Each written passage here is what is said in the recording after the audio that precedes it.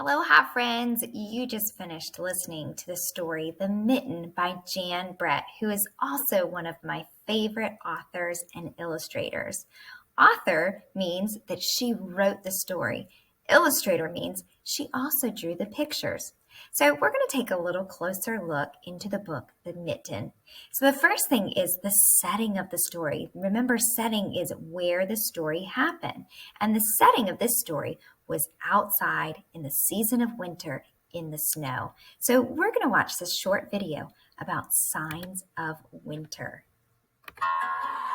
Signs of winter. Do you see winter out your window? Signs of winter are everywhere. Warm clothes are a sign of winter. Winter is the coldest season. So people bundle up in coats, mittens, scarves, and hats. As winter gets closer, we have less and less sunlight. The sun doesn't rise as high in the sky.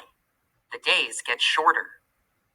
Do you notice that the sky is still dark in the morning when you wake up? Then it gets dark early in the evening. Snow and ice are signs of winter too. When water gets cold enough, it freezes. Frost can form on windows. Long icicles hang down. When snow falls, it covers the world in white. Snow is fun for slipping, sliding, and sledding. But a big snowstorm can be dangerous. A blizzard is a heavy snowstorm with strong winds. When a blizzard happens, we should stay inside. Even when there's no snow on the ground, the world outside looks different in winter. Where did the flowers go? With less light and cold weather, many plants stop growing. Some kinds of trees lose their leaves. We don't see as many animals around either. Some animals hide out in winter homes. They may go into a deep sleep called hibernation. Other animals travel to warmer places where there is plenty of food to eat. That's right, not every place becomes freezing cold. If you live in a warmer place, you might see birds coming to spend the winter near you. Then, after the long winter, spring will bloom, and it all changes again. So I want to challenge you this month to look for some signs of winter outside. Now, the story, The Mitten, was a fiction story, but we're going to learn the difference between fiction and nonfiction. Fiction and nonfiction. Do you like to read?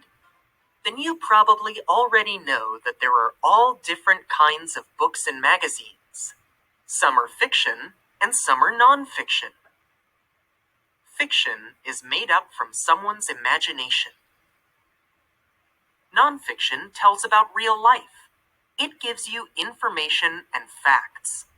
Stories that are nonfiction are true. This book is about spiders. It gives facts about spider bodies, how spiders catch their prey, and different kinds of spiders. It is nonfiction. This book is a story about a spider. This spider goes to school, talks to friends, and writes down everything that happens in a diary. Spiders don't really do those things. This book is fiction. Fiction often has illustrations or drawings. Sometimes they can be very silly. Sometimes things happen in fiction that could happen in real life. For example, in this story, two friends go swimming. Even though this could happen, it's a story that the author made up from her imagination. Sometimes things happen in fiction that could never happen in real life. For example, sometimes animals can talk. I'll huff and I'll puff and I'll blow your house down. Now let's take a look at nonfiction. Nonfiction often has photos. If there are drawings, they are usually realistic. That means the things in the drawings look like they do in real life. Nonfiction gives you facts and information. For example, the photos can show you how things happen. This nonfiction book shows how a sunflower grows. In nonfiction, you read only about things that happen in real life. Animals can't talk, but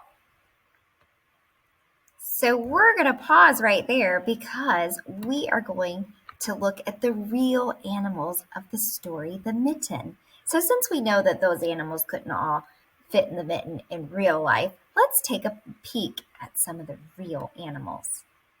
So this is a snowshoe hare. And an interesting fact about a snowshoe hare is normally it is brown. Its fur is brown. But in winter, it adapts to the white snow around it and it turns all white. This animal can't fit into a mitten. It keeps warm with thick fur. So it has its thick winter coat that comes in. This is the snowy owl. This animal can't fit into a mitten. It keeps warm with fluffy feathers. The feathers of the snowy owl are camouflaged with the snow and the trees. That also helps it protect itself in the icy cold winter. This is the Arctic fox, and this animal can't fit into a mitten. It keeps warm with a furry tail. Let's take a peek.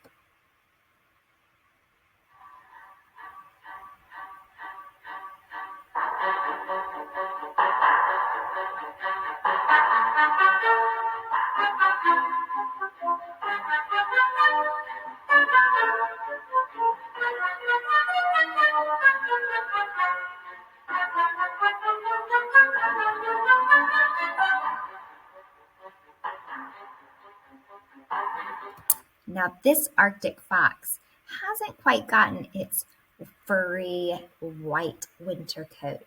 An Arctic fox will turn white as well, just like the snowshoe hare. The fur will get all white so it can blend in with the snow. Do you remember what this animal is from the story? This is a real badger. This animal can't fit into a mitten. It keeps warm in the ground. Remember, some animals adapt to the cold by burrowing into the snow and creating a den where they can stay nice and cozy. The snow acts as a blanket. And this little mouse, this animal can fit into a mitten, but it keeps warm in a nest. So it is fiction. The Mitten story is fiction. And what are some ways you think that this story is fiction? What are ways that this story that we just read is not real? One other question, what do you think would happen if the animals were all in the same mitten? Do you think that they would behave? I hope you enjoy learning about fiction and nonfiction and the story The Mitten by Jan Brett. I'll see you soon.